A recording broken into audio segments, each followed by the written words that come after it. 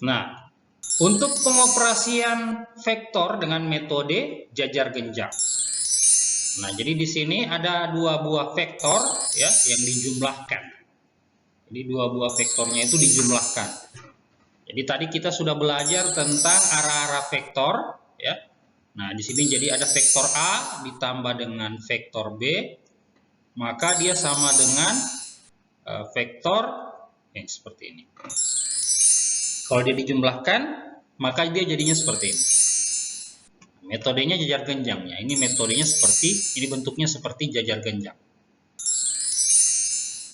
Jadi ini vektor A, ini vektor B ya. Jadi vektor A di sini, kemudian vektor B di sini. Kemudian dibuatlah dia metodenya seperti metode jajar genjang. Dan nilai resultannya itu adalah ini. Nah, hasil metode jajar genjang ini memenuhi persamaan R sama dengan akar A kuadrat ditambah B kuadrat ditambah 2AB cos θ. Nah, untuk arah vektor yang lain, nah ini tadi A-nya ke atas ya, ke kanan atas. Sementara yang ini dia ke kiri bawah ditambah dengan vektor B, maka hasilnya jadi seperti ini. Untuk pengoperasian penjumlahan vektornya, metode jajar genjang, maka rumusnya berubah memenuhi persamaan, yaitu R sama dengan akar A kuadrat ditambah B kuadrat dikurang 2AB cos θ. Ya, tadi di atas ditambah dan ini dikurang. Kenapa dikurang? Ya, karena ini tadi. Karena arah vektornya itu mengarah ke kiri bawah. Jadi ada salah satu arah vektor yang menyebabkan hasilnya minus atau negatif. Arahnya negatif ya. Kalau minus dia besarnya. Jadi arahnya itu negatif. Maka persamaannya memenuhi persamaan ini. Jadi di sini tadi plus, karena ini semua plus, ya. Ini arahnya semua plus, kanan, ini kanan atas, jadi dia plus. Sementara ini tadi kiri bawah dan kanan, jadi ada satu yang minus arah vektornya. Sehingga persamaan umumnya ditulis dengan seperti ini. R sama dengan akar A kuadrat ditambah B kuadrat plus minus 2AB cos θ. Ini untuk metode jajar genjang. Jadi kita tinggal menggunakan rumus ini dengan mengidentifikasi arah vektornya. Jadi mana yang akan kita gunakan.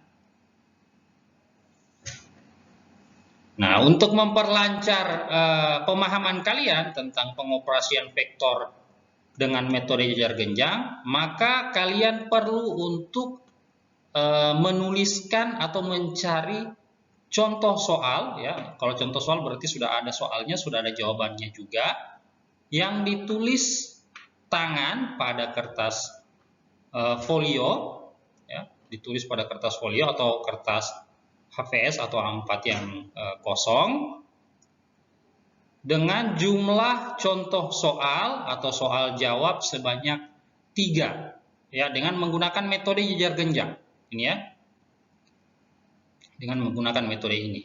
Jadi cara mengidentifikasinya, lihat rumusnya ini ya. Lihat apakah dia menggunakan salah satu rumusnya ini. Nah, nilai R-nya ini bisa saja berubah ya, tergantung dari masalah apa yang hadir pada soal tersebut. Entah itu dia gaya, percepatan, atau kecepatan. Nah, makanya rumusnya ini bisa jadi variabel R, A, dan B ini itu bisa berubah-berubah. Kecuali cos θ-nya ini yang tidak berubah. Biasanya θ-nya ini berubah juga jadi alfa. Jadi tergantung beberapa rumus yang seperti apa. Tapi polanya bisa diidentifikasi bahwa modelnya dia seperti ini. Carilah 3 soal jawab. Ya, tulis tangan. Nah, selanjutnya yaitu adalah metode segitiga. Nah, untuk metode segitiga ini jadi A, jadi vektornya vektor A ke arah kanan atas ditambah dengan vektor B, maka sehingga vektor A itu sama dengan seperti ini. Ditambah dengan vektor B. Sehingga nilai resultan C-nya ini ya, vektor C-nya diambil, maka sehingga dia diuraikan. Jadi bedanya tadi dengan metode jajar genjang, dia rumusnya sudah ada, jadi tinggal digunakan. berapa nilai vektor A-nya, berapa nilai vektor B-nya. Nah, kalau di metode segitiga itu dia diuraikan. Nah, ini kan seperti vektor A. Vektor A ini kan kalau kita lihat dia berada mengarah ke kanan atas. Kanan atas, berarti kalau kanan, vektor X-nya itu di variabel X-nya itu berarti AX-nya itu dia positif. Atas berarti AY-nya itu berada positif juga, berarti A sin theta, AX-nya itu adalah A cos theta. Kemudian nilai B, vektor B. Vektor B itu mengarah ke kanan, maka Bx-nya itu sama dengan B cos theta, By-nya itu sama dengan B sin theta. Nih, jadi dia ke kanan. Dia tidak ke atas atau ke bawah, tapi dia lurus ke kanan. Nah, jadi dia tetap di sini positif juga. Nah, kemudian untuk metode segitiga yang lainnya yaitu adalah vektor A ditambah dengan vektor B yang mengarah ke bawah, ini ya, mengarah ke kanan bawah, maka pengoperasian vektornya jadi seperti ini.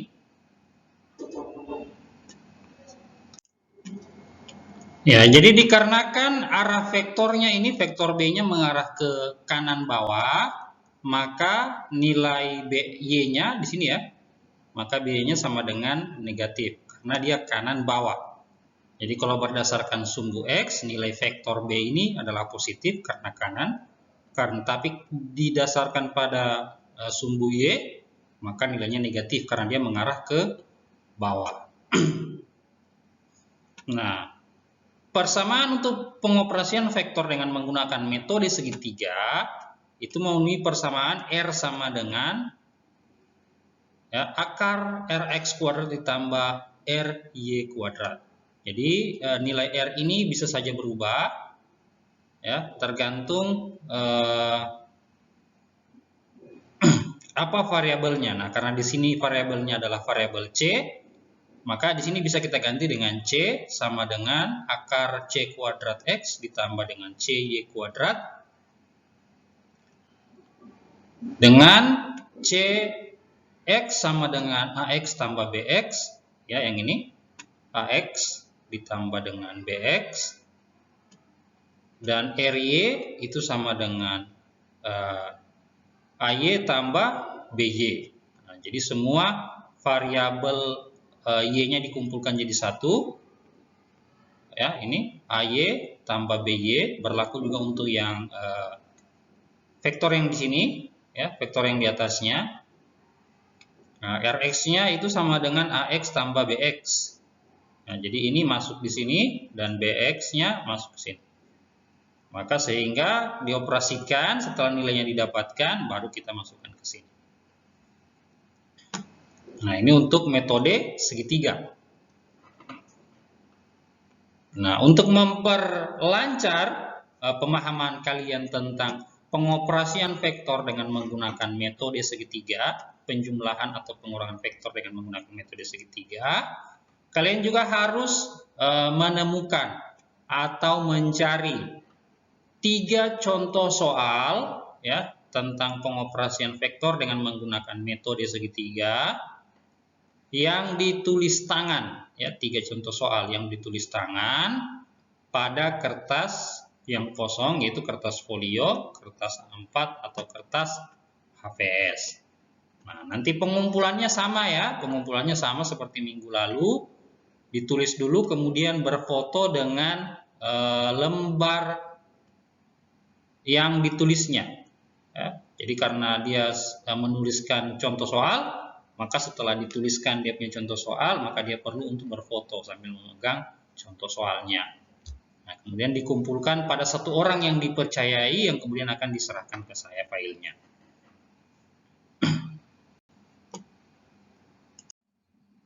Nah, untuk metode terakhir yaitu metode penguraian. Nah, jadi dia ini, jadi vektor metode penguraian ini itu berlaku untuk semua jenis arah vektor. Nah, sementara dua metode sebelumnya yaitu pengoperasian vektor dengan menggunakan metode jajar genjang dan metode segitiga itu terbatas pada dua arah vektor. Jadi dia hanya terbatas pada dua arah vektor. Nah, sementara untuk yang arah vektornya lebih dari dua bagaimana? Berarti kita tidak bisa hitung. Nah, makanya ada yang namanya metode penguraian. Jadi dia diurai secara satu demi satu.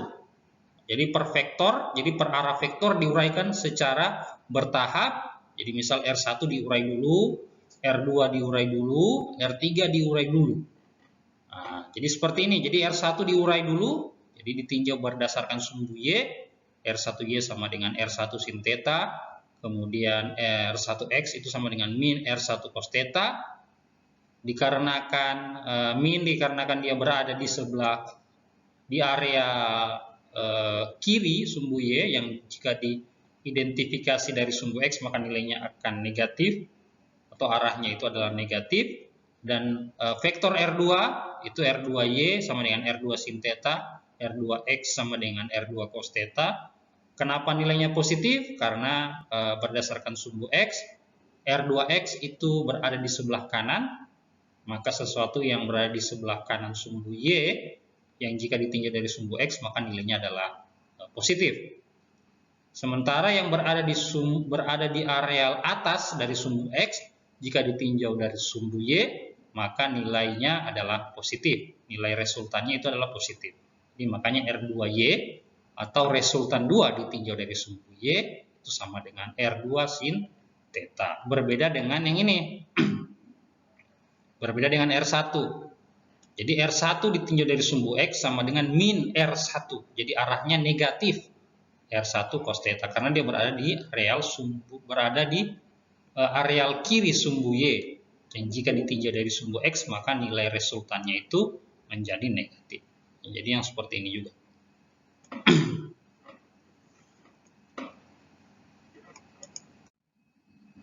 Sehingga metode penguraian itu memenuhi persamaan, yaitu R sama dengan Rx kuadrat akar Rx kuadrat ditambah Ry kuadrat. Ya, ini. Sehingga Rx itu di mana Rx itu adalah R1X karena tadi ada 3 resultan vektor, maka R1X, R2X, R3X. Jadi semua nilai R-nya dikumpulkan menjadi 1 untuk variabel X, dan nilai resultan yang ditinjau dari sumbu Y juga dikumpulkan jadi 1 seperti ini, kemudian dijumlahkan. Setelah nilainya diperoleh dari nilai resultan sumbu Y dan resultan sumbu X, maka nilai-nilainya dimasukkan ke sini, kemudian dikuadratkan, dijumlahkan, kemudian diakarkan. Maka ketemulah nilai dari suatu resultan vektor dengan menggunakan metode penguraian. Jadi kelebihannya metode penguraian ini, biar sebanyak apapun, entah sebanyak apapun arah resultan vektornya, kita tetap bisa mengidentifikasinya dan kita mudah untuk mengenalinya. Hanya saja memang caranya panjang. Jadi jika banyak resultan vektornya maka banyak juga penguraiannya. Jadi jika di sini R1X-nya itu hanya ada Rx-nya itu ada 3, jadi jika 4 arah vektor atau 5 arah vektor, maka nilai R-nya ini juga bisa lebih banyak lagi. Ya, jadi untuk menambah pengetahuan kalian bagaimana mengoperasikan vektor, jadi saya akan berikan satu contoh soal. Ya, jadi ini tidak boleh untuk dijadikan sebagai salah satu contoh soal yang kalian tulis di lembar folio atau HVS atau A4 yang akan kalian gunakan. Kalian perlu untuk mencari contoh yang lain. Nah, di sini ada sebuah kapal berlayar 400 km ke arah barat laut, lalu 300 km ke arah barat daya, dan membentuk sudut. Jadi arah barat tadi dan arah barat daya tadi itu membentuk sudut 135 derajat. Tentukanlah berapa jauh dari posisi semula. Nah, jadi kita analisis dengan menggunakan metode jejar genjang, ya seperti ini. ini mengarah ke barat, ya, S1-nya. Jadi S itu adalah jarak, ya. S itu adalah jarak. Jadi S1 di sini sama dengan 400 km, S2 sama dengan 300 km. Jadi S1-nya mengarah ke barat, kemudian berbelok menuju arah barat laut, barat daya. Nah, ini. S2-nya sejauh 300 km. Jadi kita tarik resultannya sampai di sini, maka kita buat dengan metode jejar genjang. Karena dia menggunakan metode jejar genjang, maka dalam rumus metode jejar genjang, penjumlahan atau pengoperasian vektor dengan menggunakan metode jejar genjang, kita hanya perlu menggunakan rumus ini, ya. Jadi bentuk variabelnya berbeda. Kalau yang sebelumnya itu dia menggunakan ABC, ya, maka di sini dia mulai berbeda. Jadi saya ganti dengan S, karena ini adalah S ini menunjukkan jarak. Maka di sini nilainya memenuhi persamaan ini. S sama dengan akar S1 kuadrat ditambah S2 kuadrat dikurang 2S1 dikali S2 dikali cos theta. Kenapa dikurang? Karena di S2, ya, di jarak yang kedua yang mengarah ke barat daya, itu dia menuju ke kiri bawah. Nah, berarti dia menuju ke kiri bawah. Berarti itu nilainya dia adalah negatif. Jadi nilai besar resultannya itu berada pada posisi negatif. Sehingga yang di sininya berubah menjadi negatif. Nah, jadi memenuhi nilai ini, ya. Jadi S1 kuadrat ini masuk, ya, dikuadratkan 300 km dikuadratkan dikurang dengan 2 dikali dengan 400 dikali dengan 300 ini, ya. S1-nya 400, S2-nya 300, ini dikali, ya, titik ini artinya dikali dengan cos 135 derajat. Ini cos 135 derajat. Nah, dioperasikan selanjutnya yaitu menjadi 400 kuadrat itu sama dengan 160.000 ditambah dengan 300 kuadrat itu sama dengan 90.000 dikurang dengan 240.000 hasil kali dari 400 kali 300 dikali dengan 2, ya. Jadi 400 dikali 300 itu sama dengan 12.000 dikali dengan 2, maka dia jadi 24.000 dikali dengan nilai cos 135 derajat. Jadi silahkan cari nilai cos 135 derajat menggunakan kalkulator, maka diperoleh nilainya adalah minus 0,707. Kemudian sehingga dioperasikan bahwa 160.000 ditambah dengan 90.000 itu sama dengan 250.000, ya, ditambah dengan, kenapa ditambah? Karena ini hasil kali dari minus 0,707 dikali dengan 240.000 itu menjadi minus 169.680. Maka di sini nilai plus tadi itu karena minus ketemu dengan minus, maka dia menjadi positif. Maka di sini berubah jadi positif. Jadi karena ini minus dikali dengan ini, maka hasilnya minus.